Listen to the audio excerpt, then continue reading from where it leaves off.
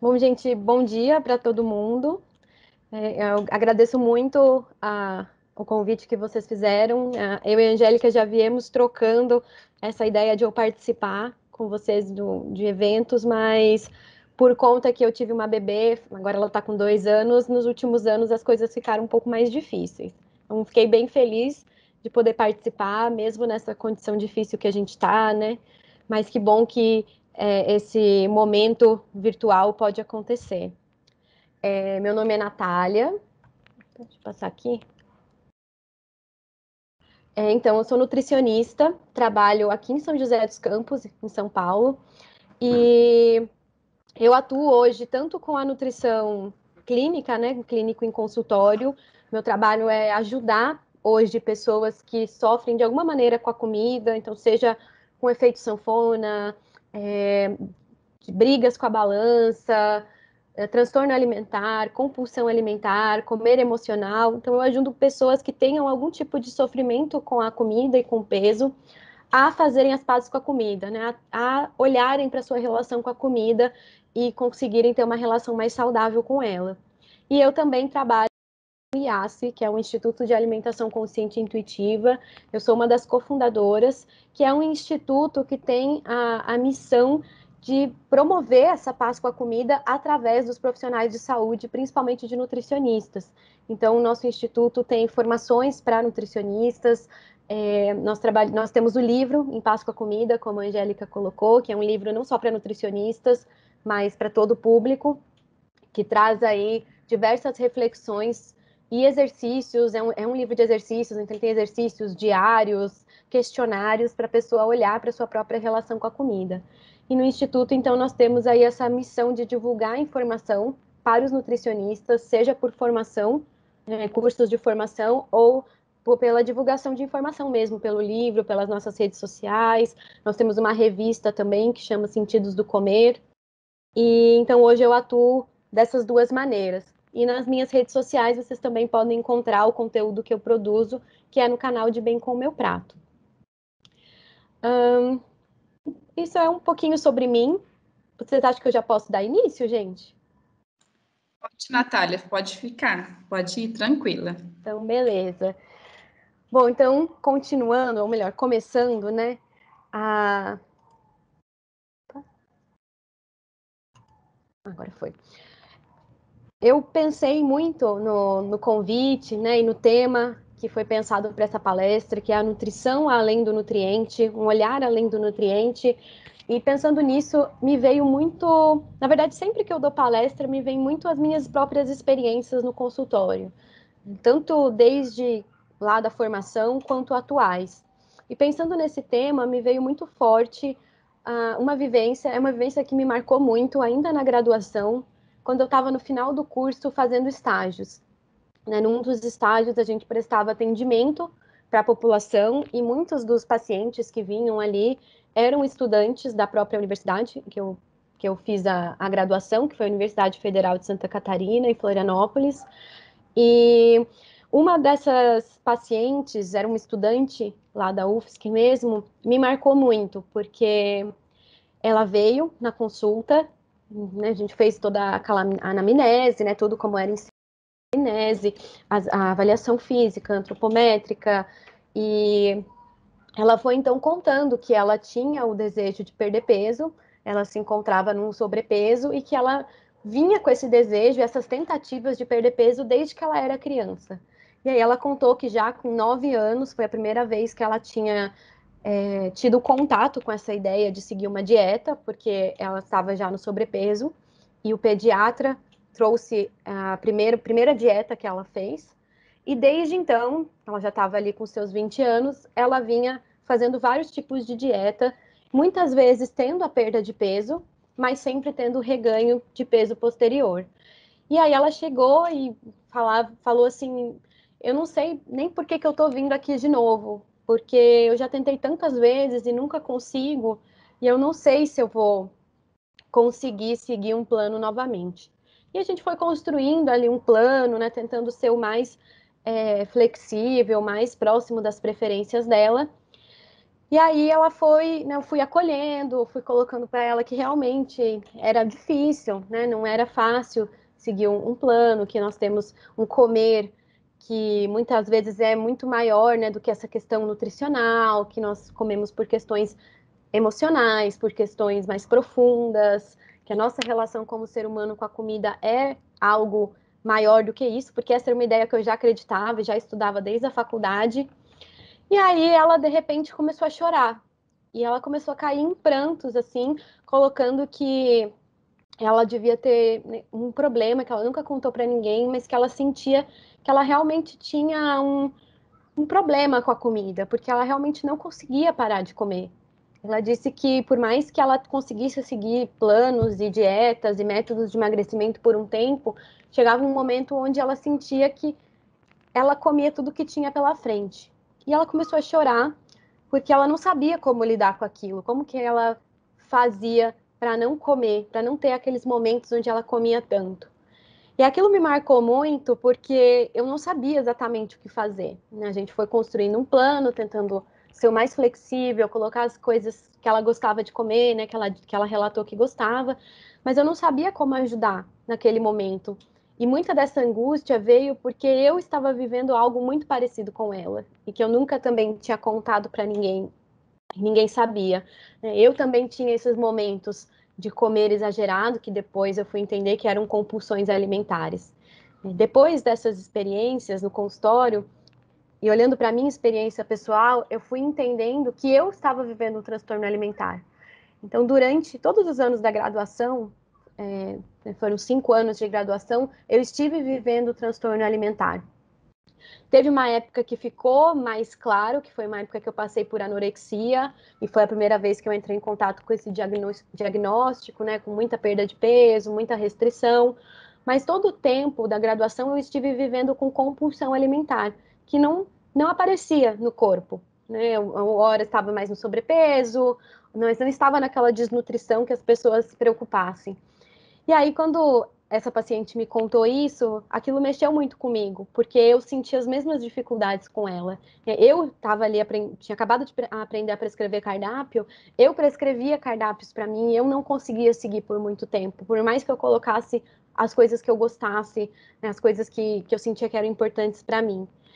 E aí eu fiquei naquele sentimento de impotência. E me veio muito, no final da faculdade, essa pergunta, né? Como que a gente pode facilitar mudanças mais profundas e mais duradouras? Mudanças realmente internas e não de fora para dentro. E essa pergunta foi a pergunta que me acompanhou aí no final da faculdade e que foi me levando a encontrar a área que eu atuo hoje, que a gente chama assim de área comportamental ou não prescritiva, mas que traz essa ideia de um olhar para além do nutriente, que é o que eu vou falar para vocês. É como que a gente pode olhar para os comportamentos alimentares, como que a gente pode olhar para essa relação com a comida de uma forma um pouco mais profunda.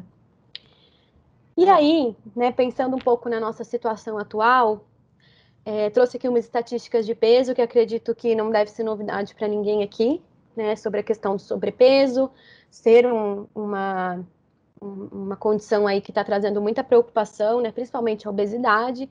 Os dados da Vigitel de 2018 trazem aí o sobrepeso em mais da metade da população brasileira e a obesidade em quase 20%. Temos visto também a obesidade infantil, o advento aí, né, o crescimento das doenças crônicas não transmissíveis. E aí fica muito essa pergunta: como que a gente pode realmente ajudar essas pessoas? Será que elas simplesmente não têm interesse em alimentação saudável? Será que elas simplesmente não têm interesse em mudar a sua alimentação? E aí eu trago um outro dado que deixa a gente num paradoxo.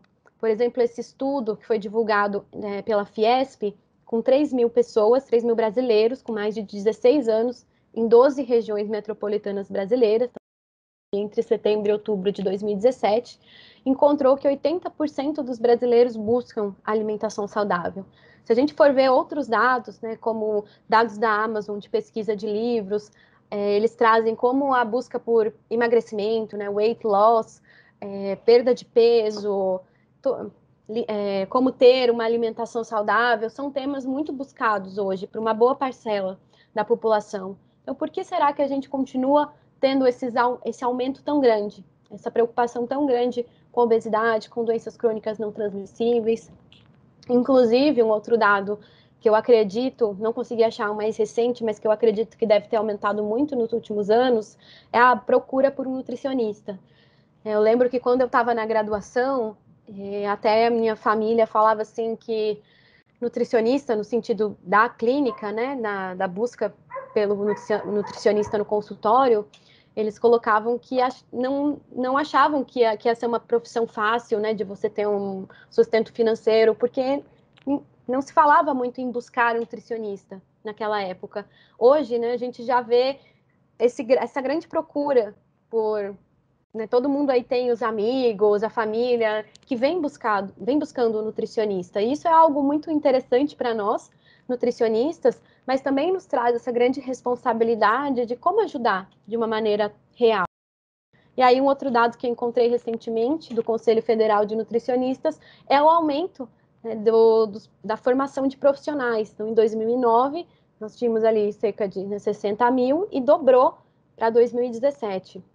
Então, né, todos que vocês estão aqui também na graduação de nutrição, eu trouxe esses dados para colocar esse paradoxo, né? Nós temos cada vez mais busca por nutricionista, cada vez mais interesse por alimentação saudável, né, por ter uma alimentação que promova saúde ou que promova perda de peso, mas por que que a gente não está vendo essas taxas mudarem? E aí eu trago para vocês um novo cenário que está acontecendo, né, nessas últimas décadas, principalmente, onde junto com esse advento da obesidade, né, todas essas outras coisas que eu comentei, nós temos também comportamentos muito disfuncionais com a comida. As pessoas têm vivido muito efeito sanfona, história de dietas, como a história da minha paciente, de terem interesse em alimentação saudável, terem interesse em terem uma relação melhor com a comida, mas não conseguirem. Então, obsessão por doces, pensamento obsessivo por comida, comportamento compulsivo. Então, os episódios de compulsão alimentar, eles têm sido uma realidade mais frequente. Até recentemente, quando eu terminei a pós-graduação, eu e a professora Angélica conduzimos aí uma revisão bibliográfica sobre a compulsão alimentar, e as estatísticas, elas são bem alarmantes, embora a gente não consiga ter números reais, porque é uma condição ainda pouco falada e muitas vezes mantida em segredo, mas tem alguns dados que mostram que cerca ali de 20 a 50% das pessoas que buscam tratamentos de emagrecimento podem ter o diagnóstico de compulsão alimentar, do transtorno de compulsão alimentar. Então é algo para a gente pensar, porque muito provavelmente vai estar chegando no nosso consultório pessoas que estão vivendo esse novo cenário, né, onde olhar só para o nutriente não basta, né, onde elas trazem o medo, a culpa, a vergonha ao comer, muita ansiedade, muita dificuldade de parar de comer, né, então comer por outros motivos. Então a gente precisa talvez ampliar um pouco as nossas ferramentas de atuação, né? Não ignorar, claro, o poder a importância que tem da questão nutricional dos alimentos, mas também considerar as ações que os alimentos têm para os nossos pacientes.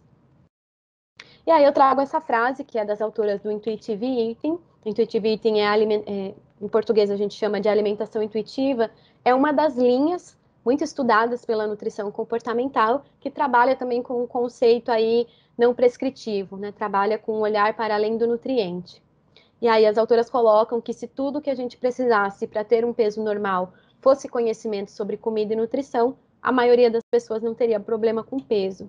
Uma frase que nos provoca a pensar, né, como que a gente pode fazer nos nossos consultórios para conseguir ajudar essas pessoas que estão nos buscando. Então, olhando além do nutriente, né, a gente pode fazer isso. Trago aqui novamente a referência do Intuitive Eating, que é uma linha que hoje eu atuo muito, e elas trazem essa estrutura aí cerebral, colocando que a nossa escolha alimentar, cada escolha que a gente faz, consciente ou inconsciente, né, que hoje a gente sabe que muitas das escolhas estão no inconsciente, no automático, elas perpassam por 3 áreas cerebrais.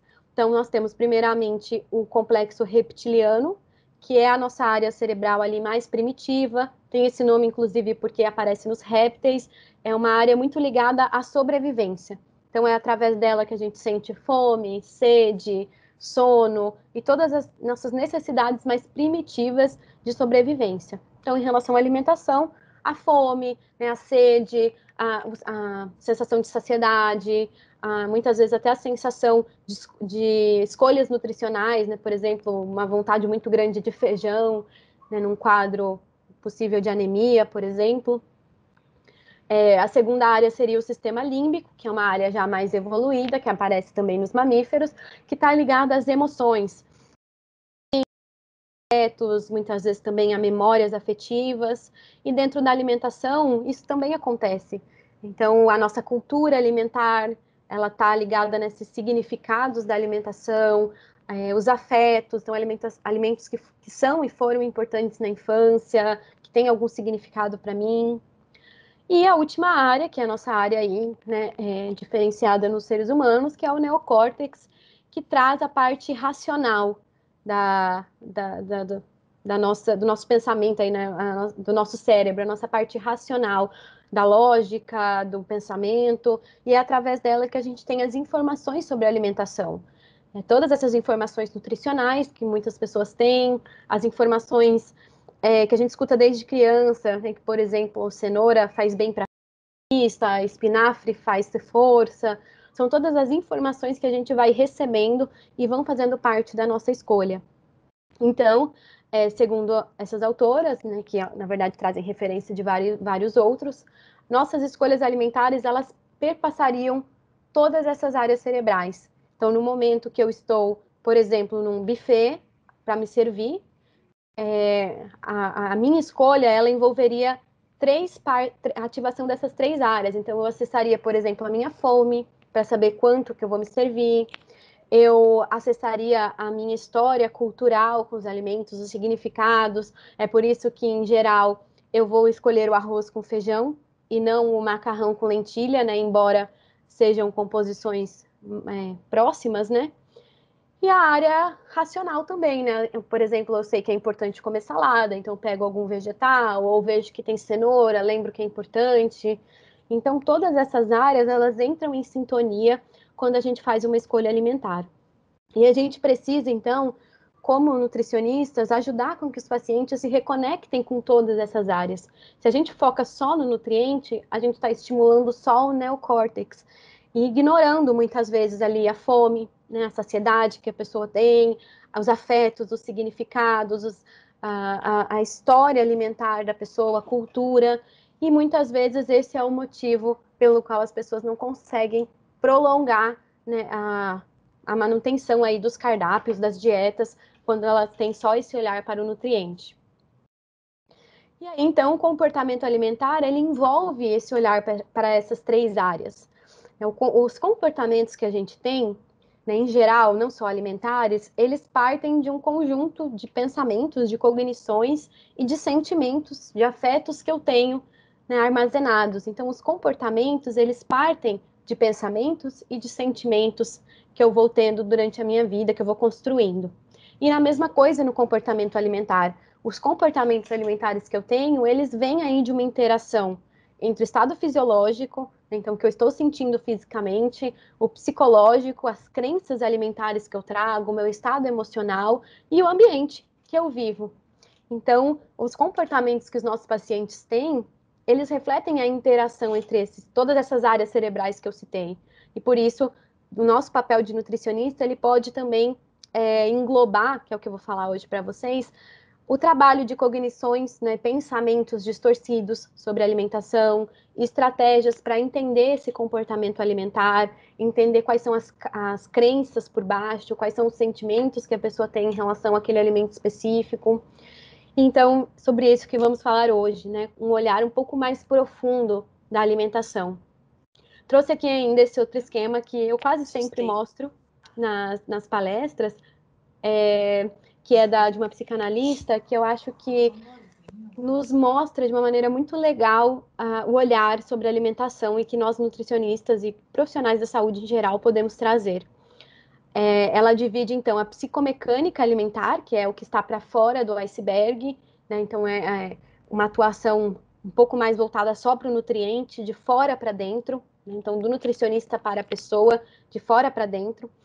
Então, que refere aí à quantidade, ao tipo de alimento, aos horários, se vai, né, se não pode comer algo, se tem que comer outra coisa, que são as prescrições voltadas mais para o nutriente, né, para a composição nutricional. E nós temos a psicodinâmica alimentar, que por baixo de todas as escolhas alimentares que a pessoa faz, né, como eu falei ali dos 3 cérebros, a gente vai encontrar uma história com a alimentação, uma história familiar, uma história pessoal. Existem os significados tanto dos alimentos em si, mas do que é magreza, do que é gordura, fobias e simbolismos da comida, afetos e representações do que é o comer, e tudo isso vai estar interferindo nisso que está para fora do iceberg.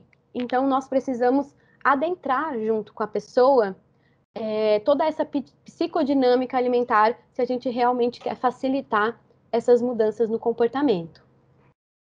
E aí, então, essa frase eu gosto muito, que eu acho que ela resume bem a atuação para além do nutriente, que desse autor, que na verdade ele está uma das linhas de atuação que chama aconselhamento nutricional, e ele coloca que atuar de uma maneira mais profunda envolve considerar os sentimentos, as experiências e crenças e atitudes de cada um. E ele engloba estratégias, então, que você encontra a pessoa no meio. Ele converge a expertise do profissional, do indivíduo, a história alimentar dele, as crenças dele e o conhecimento teórico do profissional. Então, a gente se encontra no meio para que a gente consiga construir, né, e observar essas mudanças.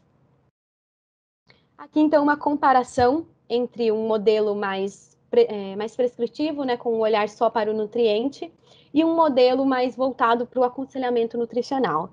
Então, o modelo mais prescritivo, ele tem um foco mais nos alimentos, nos nutrientes, naquela questão da psicomecânica alimentar, enquanto um modelo de aconselhamento nutricional, ele vai ter um foco no como se come, também no porquê se come, em toda aquela psicodinâmica alimentar. O modelo tradicional vai ter intervenções geralmente de curto prazo, né? Então, a gente tem a conduta mais de consultas mais espaçadas, que não se prolonga por muito tempo. E o modelo de aconselhamento nutricional, ele é uma intervenção de longo prazo.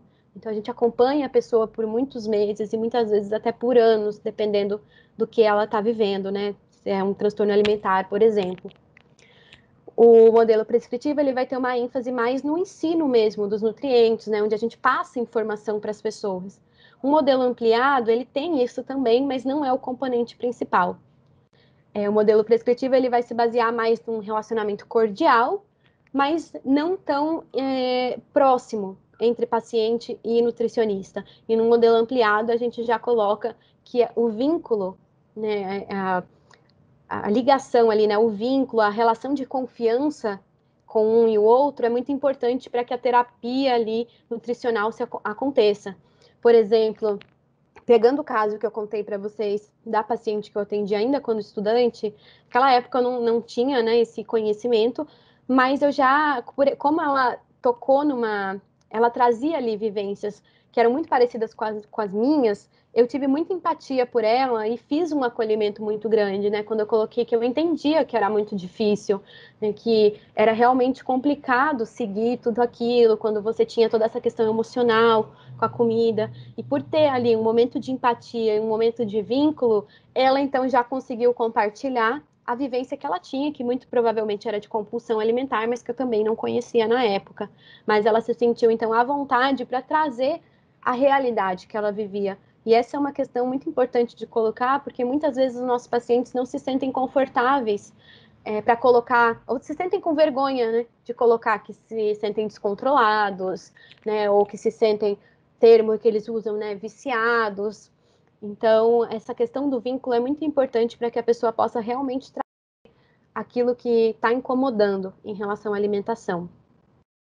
E aí, então, por último, outra comparação, que o modelo prescritivo ele vai se dar, o plano de ação ele é mais na forma de uma dieta, de uma prescrição, né, de algo que a pessoa vai seguir. E quando a gente pensa num modelo mais ampliado, a gente traz a importância de, até pode ter, sim, claro, planos alimentares, mas ele vai sendo construído com a pessoa e usamos também outras formas de trabalhar, né? Como pequenas metas, diários alimentares. Nós temos outros instrumentos que vêm contribuir aí para a gente entender essa psicodinâmica alimentar.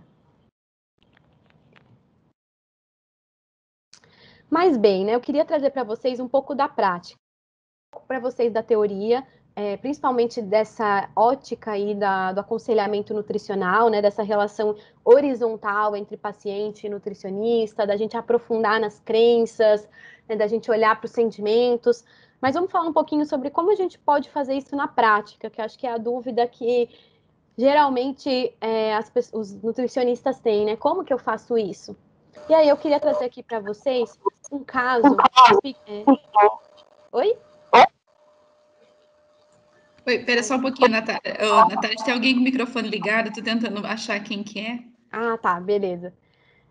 Então eu trouxe aqui um caso, nome fictício, mas se baseado aí em uma pessoa que eu tive contato. E então é a Sandra, 30 anos, casada, engenheira em uma multinacional. E aqui essa breve anamnese dela, né? Foi a anamnese que ela chegou ao consultório. Então, obesidade grau 2, sem nenhum agravo associado a isso.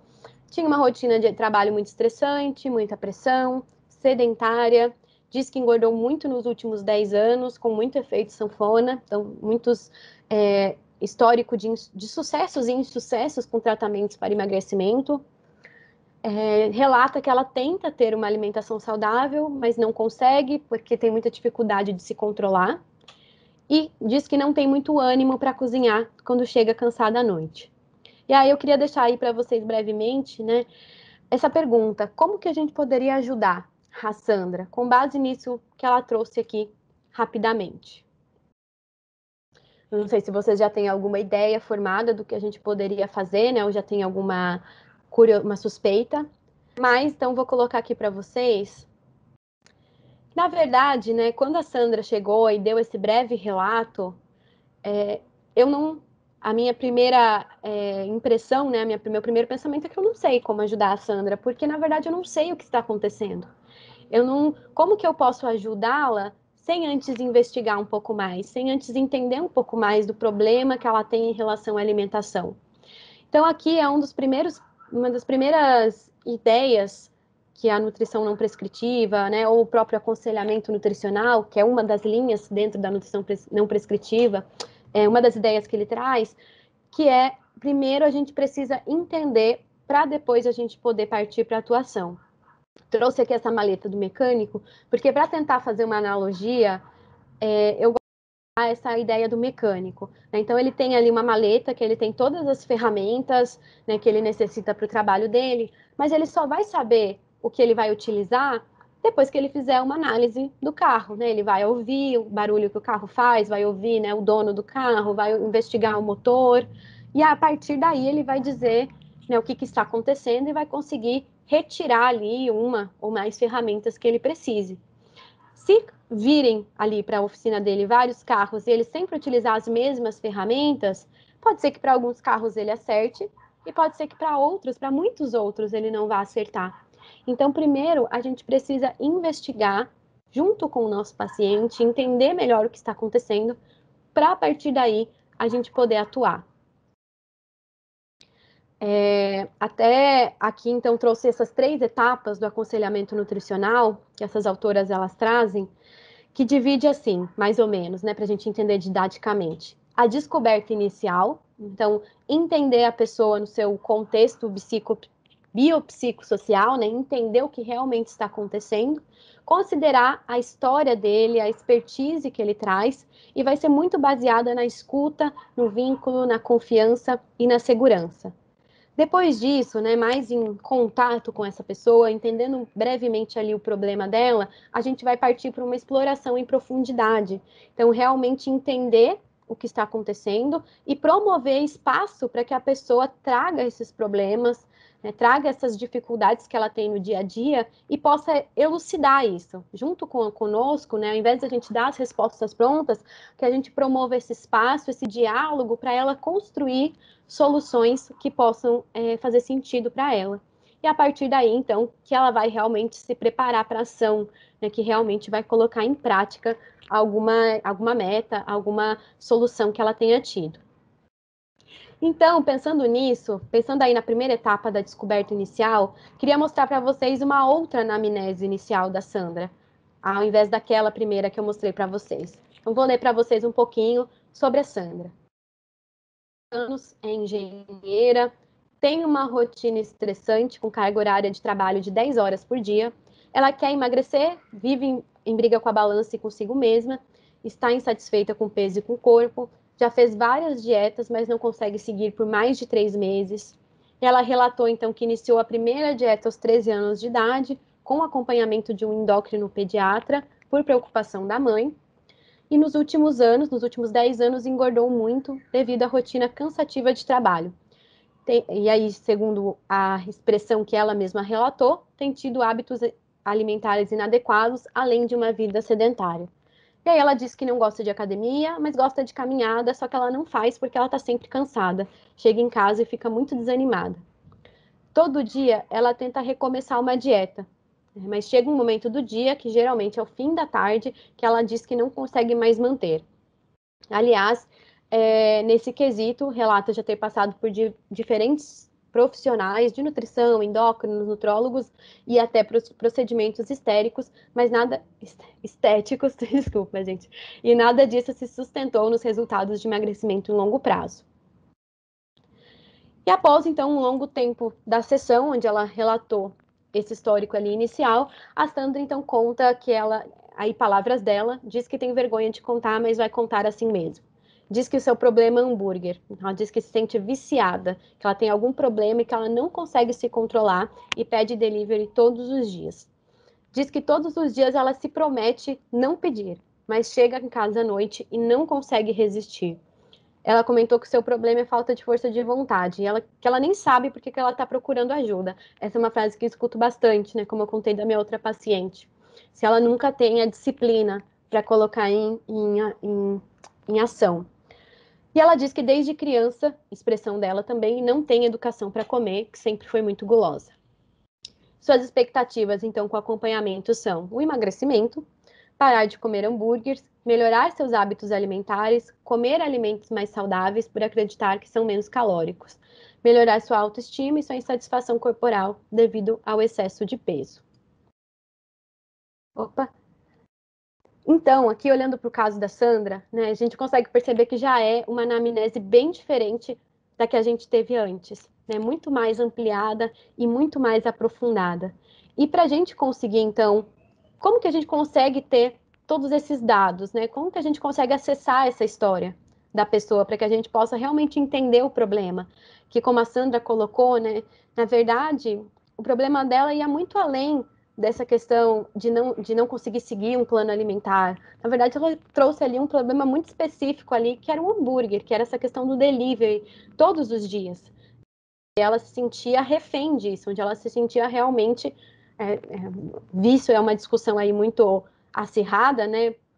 Até o momento, pelas evidências que tenho, eu não acredito em vício realmente em comida, mas a sensação que as pessoas têm quando elas são reféns de um comportamento é uma sensação de vício.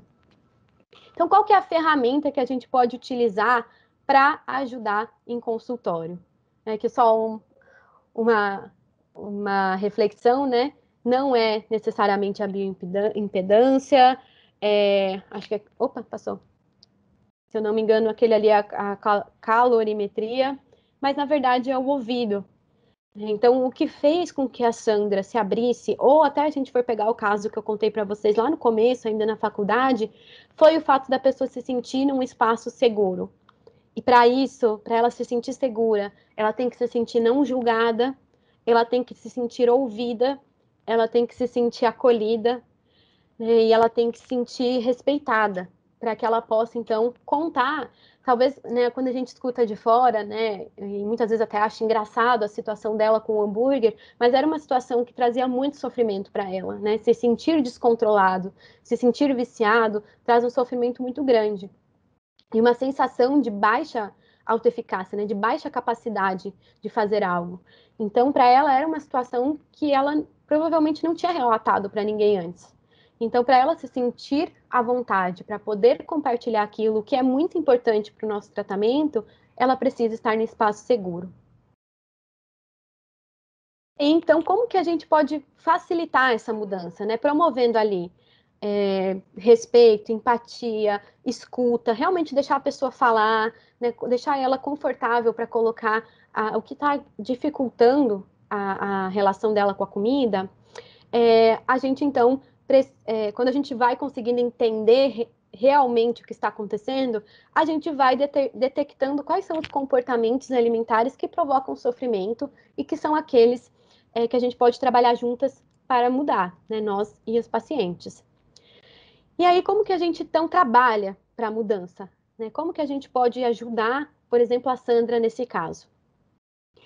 Provavelmente, né, e, na verdade, ela mesma depois foi relatando, ela já tinha tentado fazer várias mudanças, né? Inclusive, ela todo dia tentava se prometer não pedir, já tinha tentado seguir planos alimentares, já tinha trocado por sanduíche natural, já tinha feito, né, tentado fazer essas substituições, tentado comer antes de sair, de chegar em casa, né, num restaurante ou ainda no trabalho, para não chegar com fome em casa. Mas mesmo assim, ela sentia que nunca conseguia parar com isso, com esse comportamento.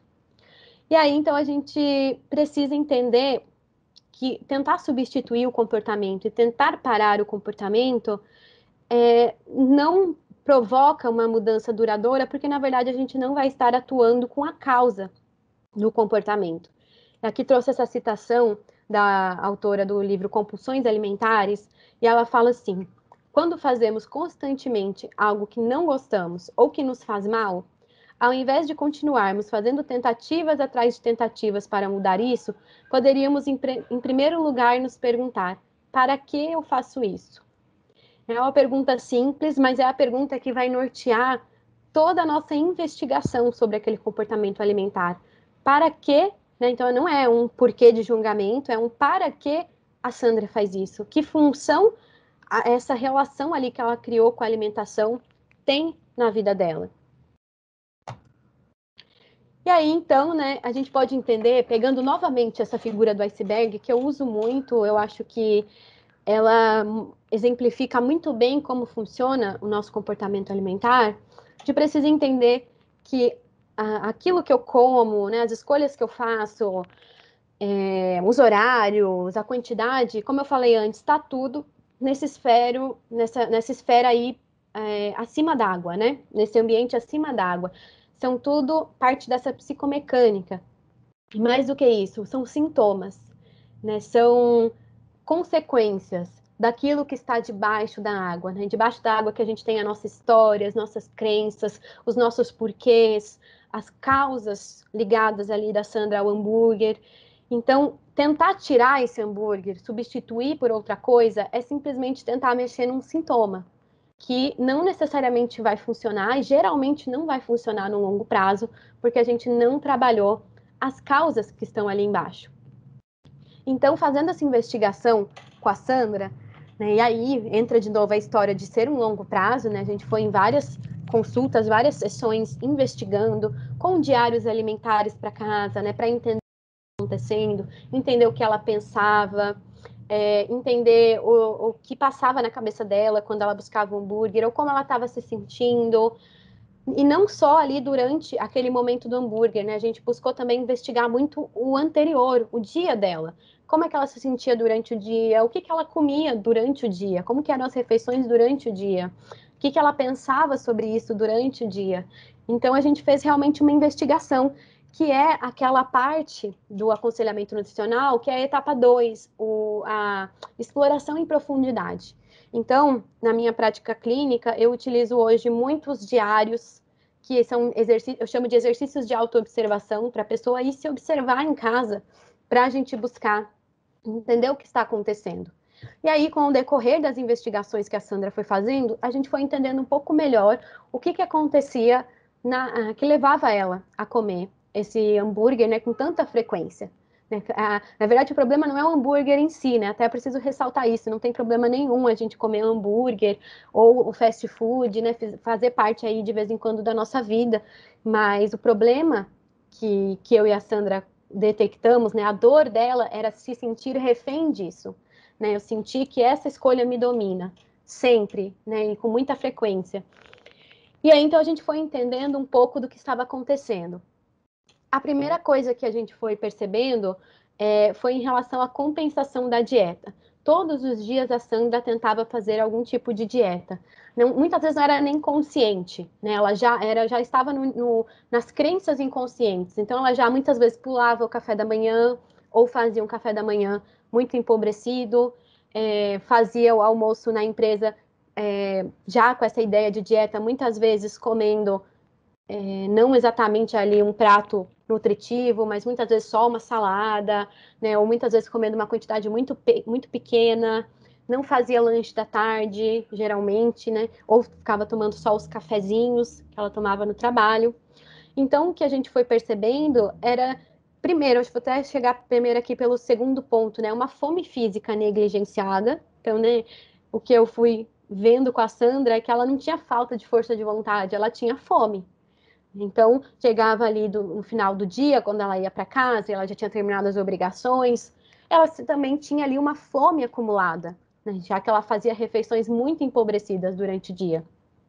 E, além disso, uma compensação da dieta. Ela se privava tanto durante o dia, e uma das linhas, né, que eu estudo muito é o ciclo privação, obsessão, compulsão. Então, quanto mais a pessoa se priva, mais ela tem vontade. Então, ela já passava o dia sem tomar um café da manhã com um pãozinho que ela gostava, né, um café completo com seu café com leite.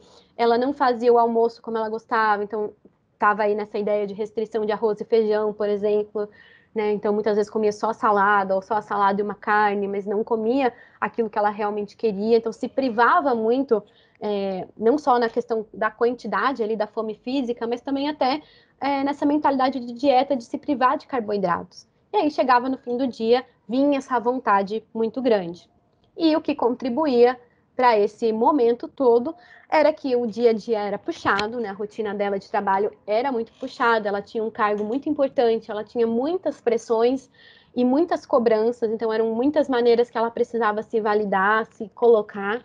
E quando ela chegava em casa cansada, esgotada, ela só queria um momento de conforto, né? Um momento de paz. E aí juntava fome, juntava vontade de comer, juntava o cansaço, era o delivery que vinha e trazia tudo isso para ela, né? Matava fome, trazia energia, trazia conforto, né? Trazia essa sensação de bem-estar que ela estava buscando.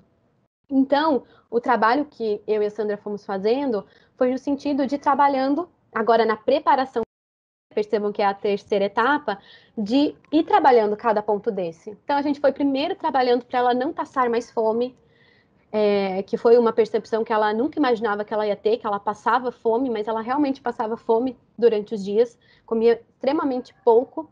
Então a gente foi trabalhando refeição a refeição para ela fazer um café da manhã mais completo. E aí a gente foi trabalhando essa mentalidade da dieta, de que estava tudo bem ser um pão, que estava tudo bem ser uma banana, porque ela também não comia frutas, né? Tinha vindo de uma dieta muito restritiva de carboidrato. Estava tudo bem fazer um café da manhã reforçado.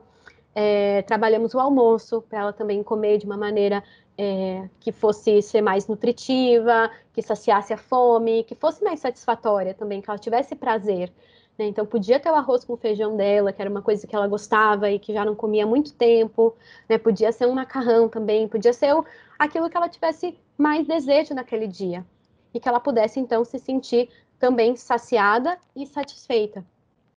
Trabalhamos também a possível necessidade ali de um lanche à tarde, né? Porque eu almoçava meio-dia, saía lá pelas 6 horas. Então, percebam, chegava com muita fome em casa e o fast food, né? Ele era rápido, era um condicionamento já criado por ela que trazia muito bem-estar.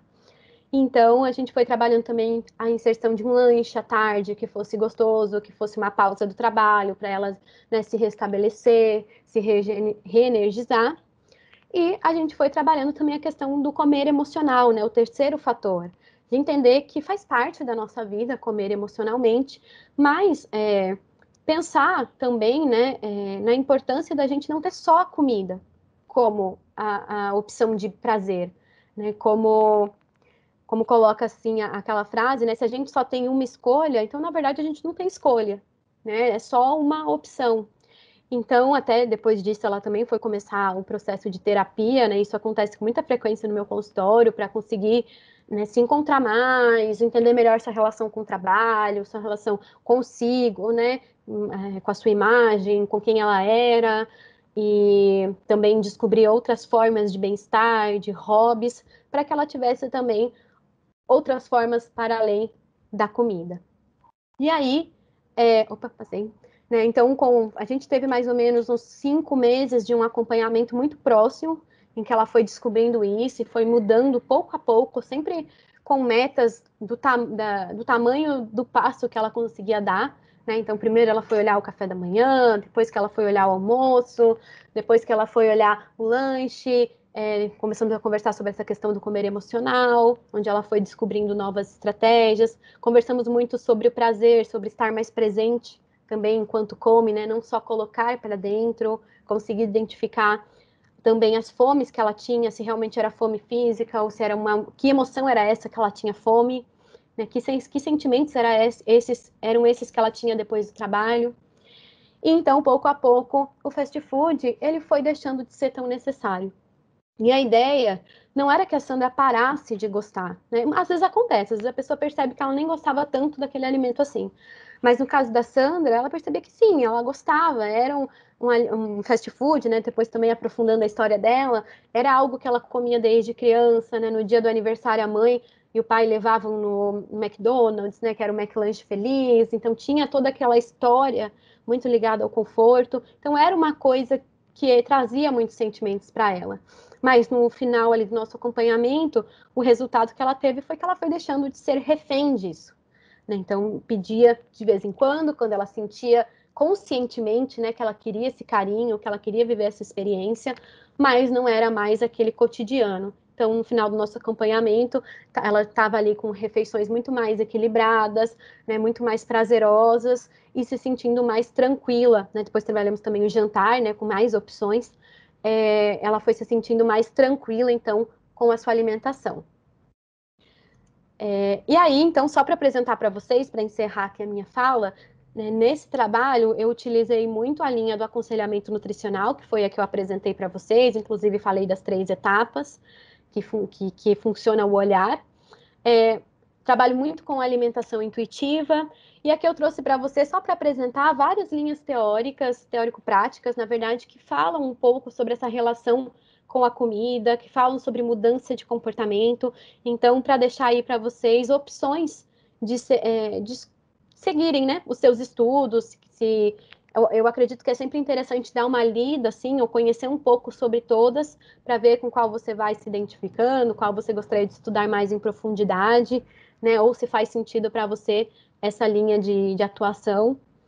E então trouxe aqui para vocês esse esquema, e até, né, já aproveitando para fazer uma propaganda, todas essas linhas teóricas elas são estudadas no nosso curso do IASSE, que chama Nutrição Sem Restrição.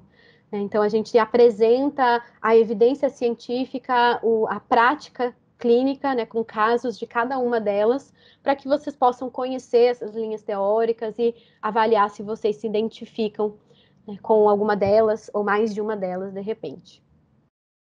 E aí, então, para finalizar, o atendimento, independente, né, de que linha for, em qualquer uma dessas linhas, o aconselhamento nutricional ele está no meio, porque na verdade ele é a base, ele está na base de todas, porque o aconselhamento nutricional é um modo de estar no acompanhamento.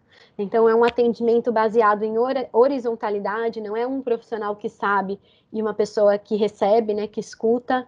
Ele é colaborativo, ele é feito em parceria. Então, é realmente uma relação horizontal, onde eu, profissional, tenho a minha expertise, mas você, fulano, sabe mais da sua relação com a comida do que eu, né? Então a gente vai fazendo uma troca. A gente constrói um vínculo de confiança, de respeito, onde a gente vai construindo essa investigação, essas mudanças de comportamento. É muito pautado em autonomia, então o paciente ele é extremamente ativo, né? É ele que vai chegando nas soluções, é ele que vai encontrando as suas respostas. Então é um tratamento que exige também que a pessoa tenha comprometimento. Ele é baseado em autoconhecimento, porque ele é muito baseado em autoobservação, em investigação, como vocês viram no caso que eu falei da Sandra. Ele acaba sendo muito individualizado, porque para cada pessoa vai sendo bastante diferente, porque ao invés da gente seguir uma rigidez, né, onde logo no começo eu passo tudo aquilo que a pessoa deve fazer, a gente vai construindo com a pessoa. Então, para cada pessoa, vai ser de um jeito. Cada pessoa vai encontrar um ritmo alimentar diferente para si, vai encontrar uma alimentação que faça sentido, né, diferente. E então é um tratamento também mais em longo prazo, né, onde a gente vai fazendo uma investigação e que necessita desconstrução desse olhar, né, de um acompanhamento rápido, de um acompanhamento muito espaçado. E totalmente pautado, como vocês viram nos 2 casos que eu contei, em acolhimento, empatia, escutativa e construção mútua. Para finalizar, eu trouxe aqui o depoimento de uma das pacientes que passaram por esse processo, e foi um caso que tinha compulsão alimentar, era muito específico por um tipo de doce, e aí ela coloca assim, né, no final do acompanhamento: a minha história complicada com a comida é bastante antiga, mas eu a reduzia à dieta, insatisfação corporal, emagrecer e engordar. Com tratamento com a Natália, eu pude rever a minha história com um olhar diferenciado. Pude rever, inclusive, o meu preconceito com nutricionistas, que ela tinha uma história de ter passado por muitos também, né? Como o caso da Sandra, desde criança, e que nunca tinham dado ênfase a essa questão emocional que ela vivia com esse doce.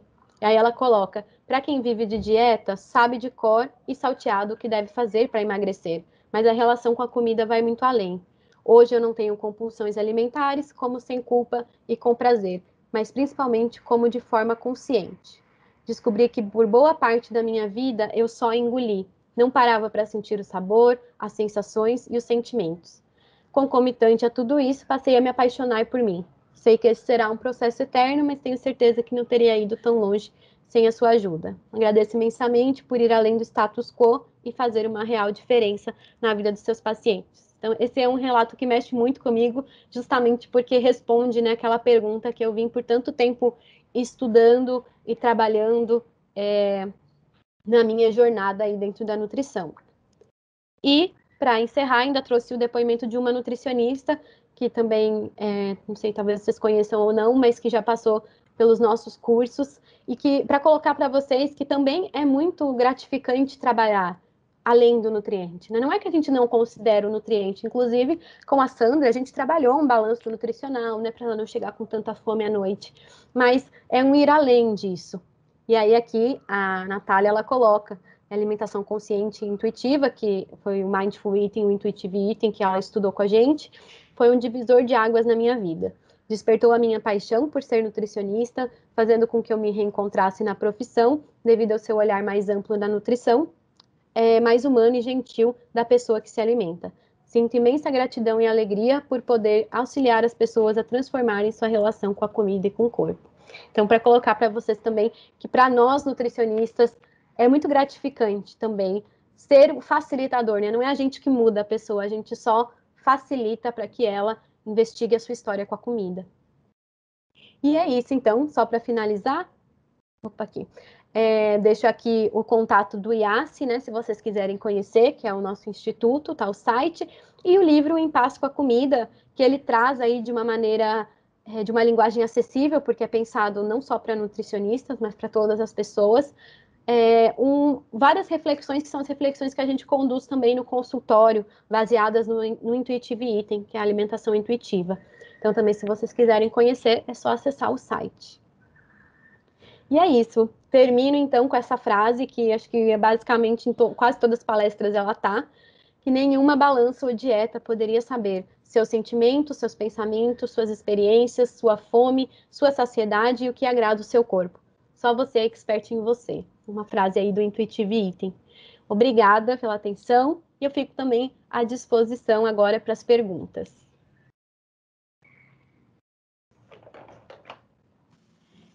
Que lindo, né? Essa frase final, né? Assim como todo o seu relato, Natália.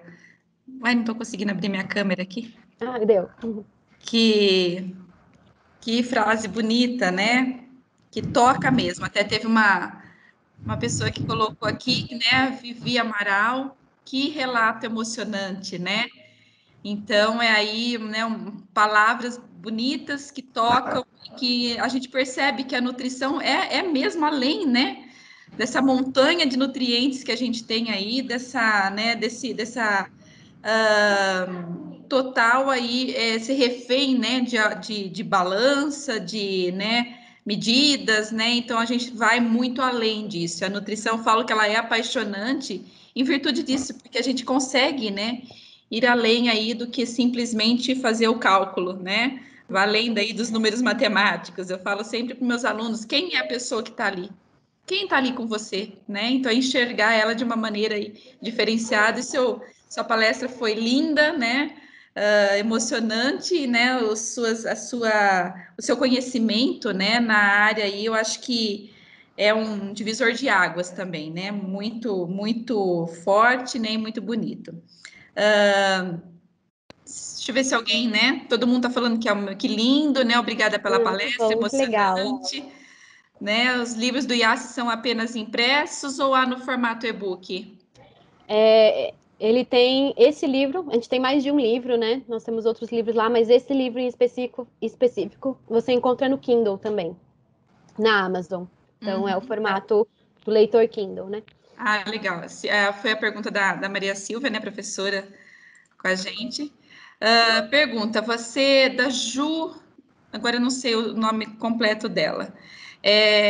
Você recomenda a seus pacientes que procurem ajuda psicológica ou deixa que eles mesmos tomem essa decisão? Eu sempre acho que o acompanhamento psicológico vai ajudar, né? Independente do que for, né? Do que a pessoa traz.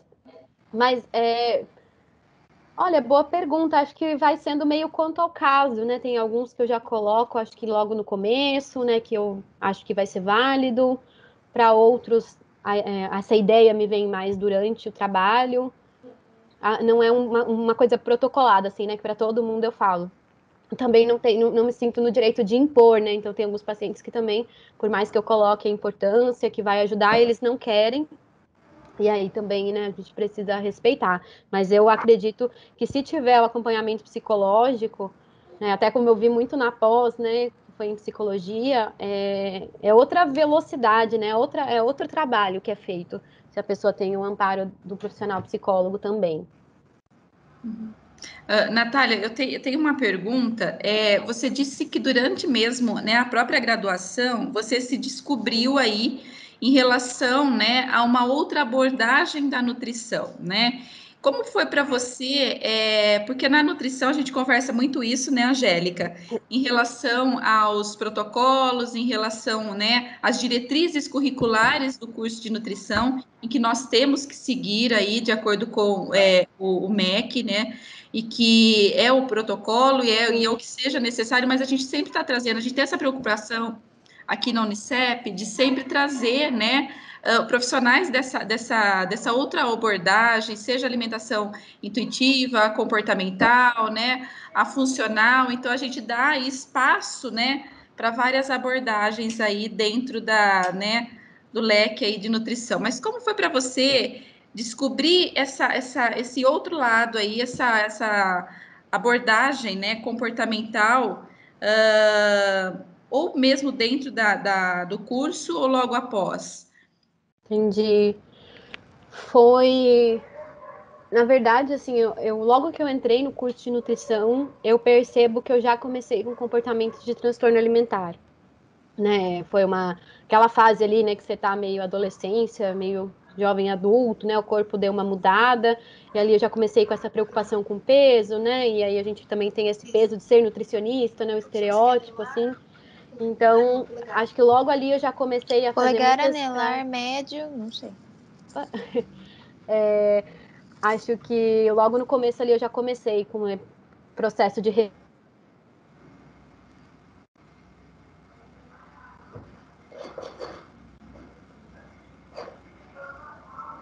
Tá travado?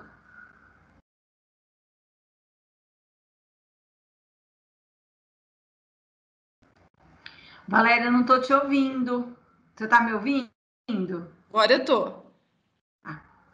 É que eu tinha colocado no mudo para ela falar, mas ela travou para mim. Travou para mim também. Acho que é a conexão dela. Vamos ver se ela volta. A gente tem bastante perguntas aqui, né? Deixa eu ver. A Silvia colocou aqui, né? Ah, eu já li da Júlia. Vamos ver se ela volta, mas ela deu uma travadinha aqui. Natália? Acho que ela vai ter que entrar novamente.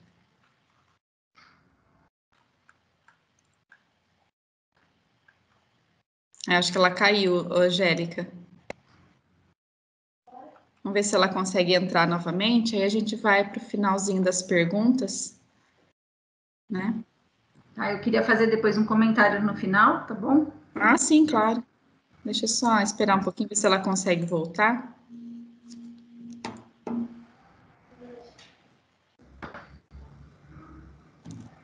Esperar um minutinho. Mas excelente, né? Eu acho que essa abordagem que a Natália dá, eu acho que é de um ganho muito grande, né? Sim. Conhecimento, uma outra abordagem, um outro olhar mesmo, né? Mais humano, mais gentil, né? Que é a nutrição gentil aí.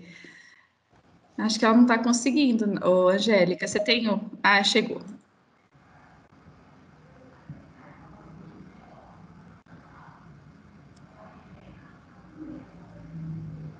Ela já está. Natália? Oi? Voltei. Acho que eu tinha Voltou. caído, travou Caiu. tudo. Não, não tem problema, a gente percebeu. Ah, voltei. Ai, beleza, gente. Então, bom, só para terminar a pergunta, né? Então, na verdade, acho que foi muito pela minha vivência pessoal, assim, porque eu estava sofrendo muito com a comida, assim, né? Eu tinha muitos episódios de compulsão, não sabia o que era aquilo que eu vivia, só achava que eu era descontrolada. E aí eu lembro que assim no terceiro período eu tive uma disciplina chamada Antropologia da Alimentação, que foi muito marcante para mim, foi uma disciplina muito especial. Era optativa, não era nem do currículo mesmo, né? Mas ela me fez entrar em choque com essas questões de só nutriente, né? Trouxe muito essa coisa da cultura, né? A gente analisava outras populações que se alimentavam de forma totalmente diferente, que a gente poderia até considerar não saudável. Então aquilo foi muito marcante para mim. E durante a faculdade, eu não tinha naquela época ainda nada sobre área comportamental, né, sobre transtornos alimentares. Eu lembro que a gente teve uma aula só, né, na disciplina de psicologia e nutrição, que foi só, né, expondo os transtornos alimentares. Então não tinha nada nesse sentido. Eu fui por meio assim da minha vivência, pesquisando sobre aquilo, tentando entender o que eu vivia, que eu fui conhecendo os transtornos alimentares, né? Fui começando a entender o que era que eu vivia. E aí que eu fui começando, estudando sobre transtornos alimentares, eu conheci a alimentação intuitiva, porque nos artigos de transtorno alimentar já se falava na época, né? Nos livros que já tinha de transtorno alimentar, já se falava dessa questão de ir além do nutriente, né, de olhar para os comportamentos. E foi quando eu comecei, então, a estudar. Na verdade, não se falava muito disso ainda, né? Eu vejo que hoje já se fala bem mais. E aí eu comecei meio a ser a chata mesmo, né? Tudo que era seminário, tudo que era oportunidade, eu levava esse assunto. Eu realmente tinha muito interesse. Pois, né, meu TCC foi sobre isso. Até naquela época a gente conseguiu abrir um ambulatório de transtorno alimentar também, então foi meio, não foi muito vindo da faculdade, acho que o meu interesse pessoal, né, porque eu estava vivendo aquilo, que me levou a essa busca. Mas eu sempre digo assim para os alunos, né, só para complementar a sua fala, que eu não, às vezes as pessoas falam, nossa, né, mas tudo que eu aprendi na nutrição estava errado. Eu não acredito nisso. Eu acho que tudo que a gente aprendeu foi necessário, porque a gente precisa aprender a calcular, né? A gente precisa aprender as regras, a gente precisa aprender as diretrizes. Eu acho que depois na prática, talvez que a gente precisa ir incorporando que quando a gente fala de indivíduo, a gente precisa aprender a flexibilizar, né? Entender que as pessoas são complexas, né? São uma diferente da outra, e que as diretrizes são pensadas mais em nível populacional, né? E que a gente precisa aprender a olhar, como você falou, né? Para aquela pessoa, né? A condição de vida que ela tem, né? O trabalho que ela tem, são tantas coisas que interferem, então a gente precisa olhar para tudo isso. Eu acho que tudo que a gente aprende vai agregando. A gente só precisa, depois que nem um mecânico, aprender quando utilizar, né? E não sair utilizando tudo em todo mundo. Muito bem, obrigada, Natália. Angélica, quer fazer suas pontuações que você disse? Quero. Bom, Natália, assim, eu adorei a sua fala. Eu queria contar para você que eu e a professora Carla damos aula de educação nutricional. Nós ministramos aula. Ela também, a Carla é nutricionista, né? Também professora do curso. E o que a gente faz? A gente trabalha com essa parte que você trouxe, desse aconselhamento, das questões psicológicas, né, afetivas, tudo que se relaciona à alimentação. Então, assim, eu sinto que nessa disciplina de educação nutricional tem muito a ver, né? Então, a gente vem buscando, e às vezes eu vejo nos livros mesmo de nutrição comportamental, naquele livro que fala sobre isso, que assim, né, na graduação não ensina, mas a gente vem trabalhando essas informações e vem colocando, inclusive agora eu estava dando aula, né, esses dias aí, a Carla, a gente segue o mesmo cronograma de aconselhamento nutricional e trazendo toda essa sua visão. Então, é uma educação nutricional muito voltada para isso.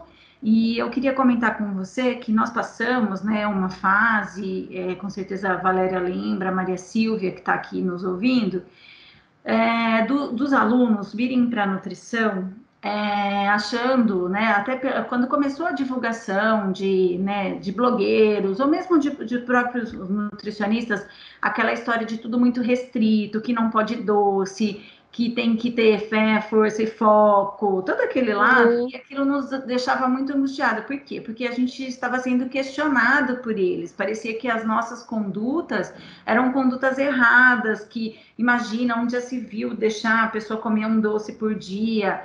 E aí, quando veio essa parte mais comportamental, de entender a pessoa, que não é só nutriente, então eu não dou carbo para as pessoas, e sim pão, macarrão, a gente, assim, deu um alívio, né, Valéria? A gente, ufa, porque estava, assim, fundamentando aquilo que já era, que acontecia mesmo, mas agora tem um nome, isso, e essa valorização.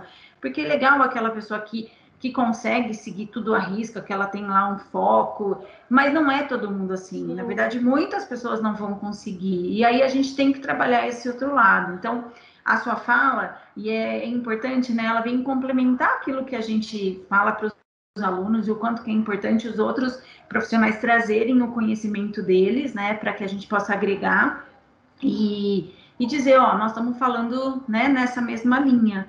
Então, esse lado acolhedor, né, quem está aqui, os nossos alunos que estão fazendo a disciplina vão lembrar. A gente tem feito muito, e a minha professora, eu tive na graduação, foi a professora Denise Giacomo da Mota. Ela tem alguns livros, até ela fala, uma das falas da questão do aconselhamento vem dela, né? E ela foi a primeira autora do livro de educação nutricional, junto com a Maria Cristina Buggi.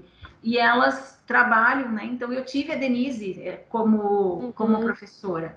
E então ela já naquela época, vou fazer 20 anos de formada no ano que vem, já trabalhava não chamando nutrição comportamental, mas com essa linha da educação nutricional, valorizando as pessoas, valorizando o comportamento mesmo, né? Então, eu só tenho que te agradecer aí, porque acaba complementando um conteúdo que a gente vem abordando, né, nas nossas aulas, e o quanto que é importante, né, para lidar com diabético, com paciente hipertenso, não aquele que tem 20 anos, o paciente que vai lá na academia, né, que ele está focado, que ele faz tudo que mandarem, não é esse, mas aquele outro lado, né, e aí compreendendo essas outras pessoas, as dificuldades que elas encontram. Então, só tenho te agradecer mesmo pela sua brilhante fala e apresentação.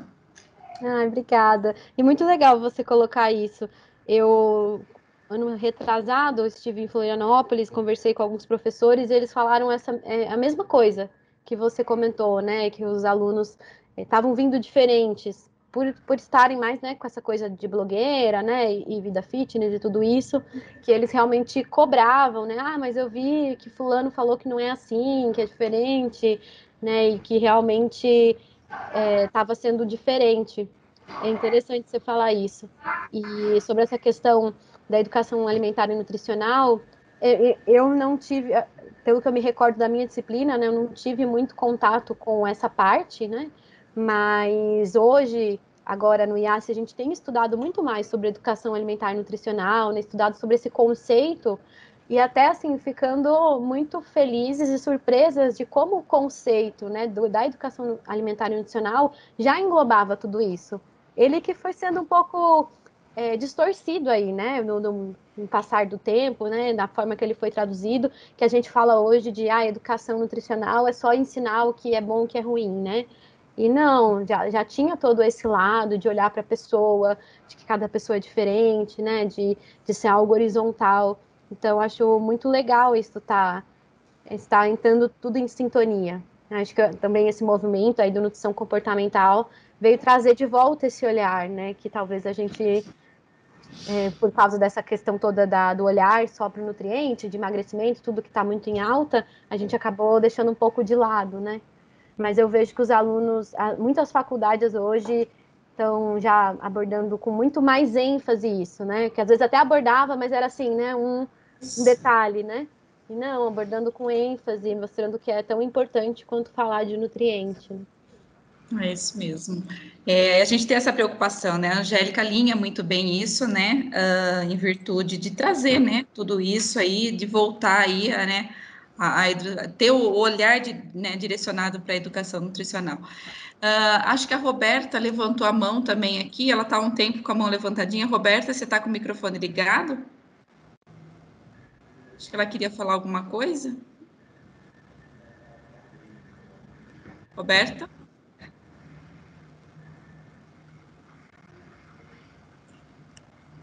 Deixa eu ver aqui.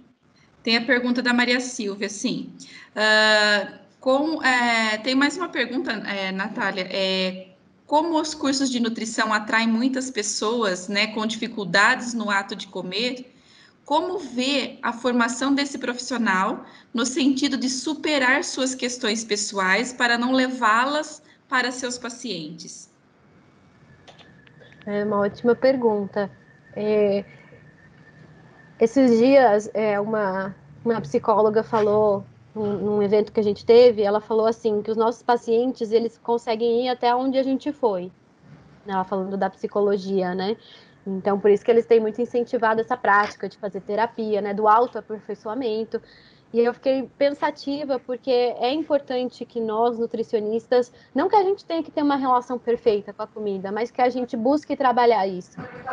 É importante que a gente, se a gente tem muito conflito, é importante que a gente vá trabalhar isso na gente, tanto pela recuperação pessoal, mas porque isso vai te ajudar também no consultório, né, a conseguir ajudar aquela pessoa a elaborar aquelas questões alimentares. Então, eu vejo que é importante, eu acredito assim, que a formação, ela não necessariamente vai trazer a recuperação para a pessoa, né? Acho que em geral até não vai. O importante é a pessoa procurar mesmo o tratamento.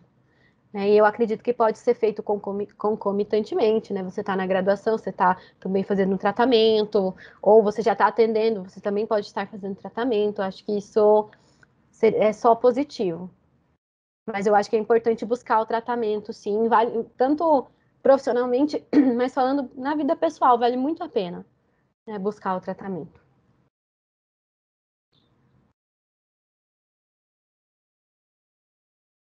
Opa! Bom, acho que é isso, então. Acho que se alguém tiver mais alguma pergunta, mas a gente vai, né? A Roberta ainda está com a mãozinha levantada, mas acho que deve ser porque ela bateu a mão ali, acho que não, né? Eu chamei ela, acho que não foi. Bom, então é isso, Natália, eu gostaria de agradecer muito, né? Excelente palestra, acho que uma contribuição muito grande, né? Muito obrigada mesmo, tá? Eu gostaria então de agradecer a todos pela presença. Hoje à noite a gente tem, né, uma outra palestrante às 20 horas. Eu gostaria de deixar o convite aberto aqui para todos. Natália também, né? O convite está aberto, tá bom? Então é isso, pessoal. Angélica, quer fazer mais alguma pontuação? Não, eu quero mais uma vez te agradecer, foi excelente, né? E desejar um bom dia para todo mundo, que, né, mais palestras com esse enfoque, né, sejam sempre prioridade aí para o nutricionista, além do conhecimento de nutrição, né? Tem que ir muito mais além. Então, acho que é importante. Obrigada, Natália. Obrigada, Valéria. Tá. E a todos, Muito né? obrigada, gente. Muito obrigada pela oportunidade de estar aqui e poder, né, trazer essa fala que eu acredito tanto, pelo carinho. Muito obrigada. Então tá bom. Muito obrigada então pela presença de todos. A gente vai encerrando por aqui, né? A primeira palestra, a gente tem uma hoje às 20 horas e semana que vem a gente tem uma no dia 26, duas no dia 26 e duas no dia 28, tá bom? Às 10 horas da manhã, né, e às 20, tá bom?